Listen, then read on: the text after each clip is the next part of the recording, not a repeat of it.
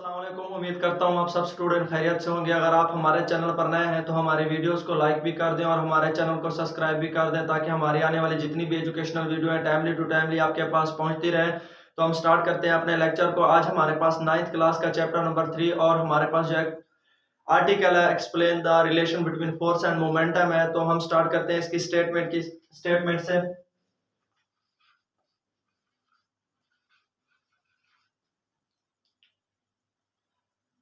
Force acting on a body will be equal to the rate change of momentum. तो बेटा statement में हमने ये लिखा है कि जब फोर्स किसी जिस्म पर असरअंदाज होती है तो वो किसके बराबर होती है? उस जिस्म का जो मोमेंटम में तब्दीली की शरह होती है उसके ही बराबर होती है। तो हम कंसीडर करते हैं कि यानी हम यहाँ पे स्टार्ट कर रहे हैं अपने आर्टिकल, तो हम कहते हैं कंसीडर ऑफ अ बॉडी,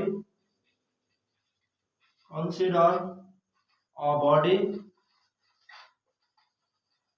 तो हम कहते हैं उसका बेटा मैस क्या है, हमारे पास m है, with initial velocity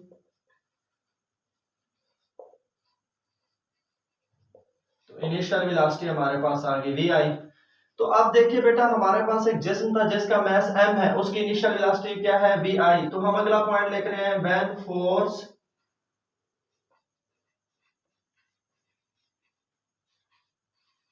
applied on the body, ये एक्ट करती है या हम यहाँ पे उसे अप्लाइड करते हैं यानी जैसे जिस्म पर अप्लाइड करते हैं, then body produce acceleration.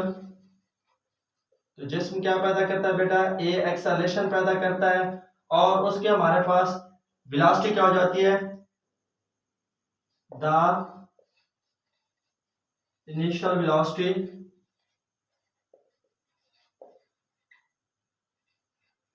Converted into vf।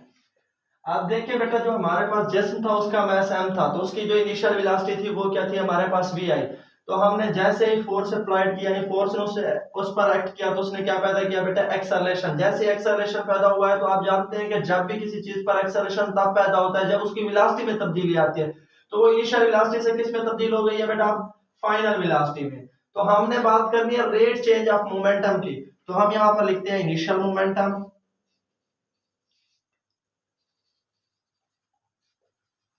तो हमारे पास आ गया पी आई, तो यहां पर हम कर देते हैं फाइनल मोमेंटम, तो वो हमारे पास आ गया बेटा पी एफ। अब आप जानते हैं कि हमने पहले जो टॉपिक किया था हमारे पास मोमेंटम था, तो हम मोमेंटम की डिफाइन मतलब मोमेंटम की डेफिनेशन के ही साथ चलेंगे। The product of mass and velocity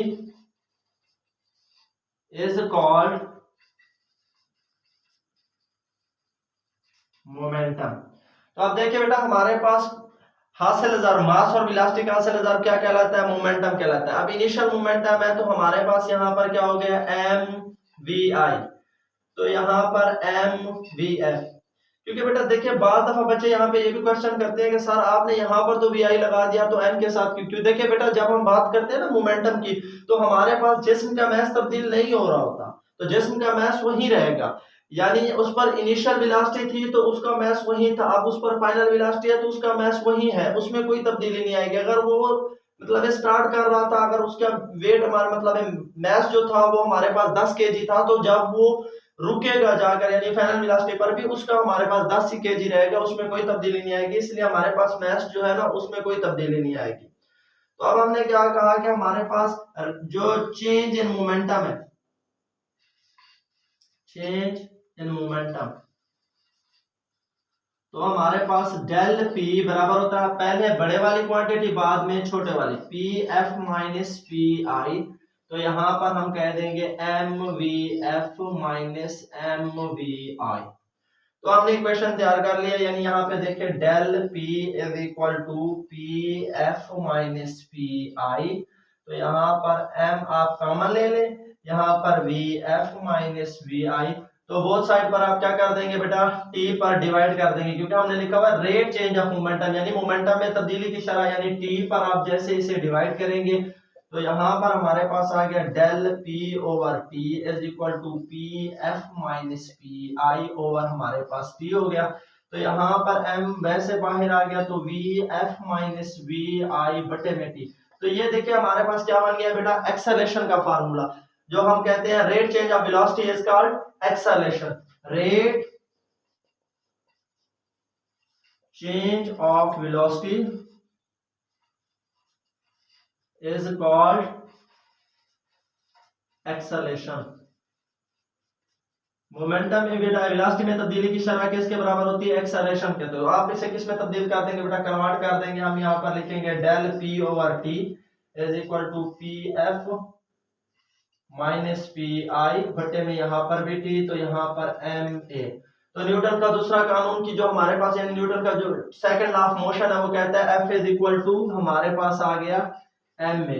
तो जब आप इस 3 के साथ रिप्लेस करेंगे तो डेल पी ओवर टी यानी P F minus P i बटे में हमारे पास आ गया टी, तो बराबर आ जाएगा फोर्स के। तो हमने यही चीज ही प्रूव करनी थी।